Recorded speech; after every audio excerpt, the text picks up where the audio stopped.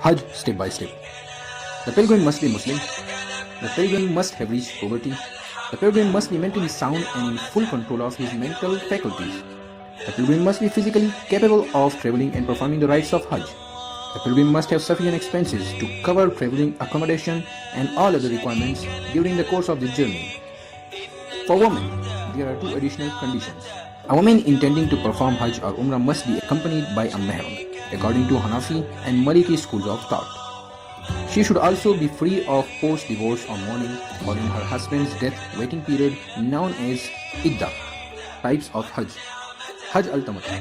Hajj al-Tamattu involves performing Umrah during the months of Hajj. Usually a few days before the Hajj is due to start before carrying out the rite of Hajj when the pilgrimage begins. Hajj al-Qiran.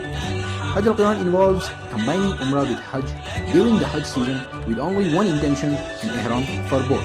Hajj al-Ifrad refers to Hajj that is performed without Umrah during the Hajj season and is usually adopted by those who visit the Kaaba on a regular basis, such as residents of Makkah.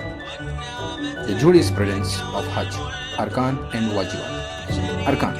To perform Wukuf at Arafat for even a woman after midday on 9th of Zulhajj until Fajr on the 10th of Zulhajj. Wajibat. To perform Sa'i between Safa and Marwa. To perform Wukuf at Muzdalifah. To pelt the Jamarat. To shave or shorten the hair. To perform Tawaf al-Wida. Sunan. Virtuous actions. The Imam to deliver sermons on 3 occasions.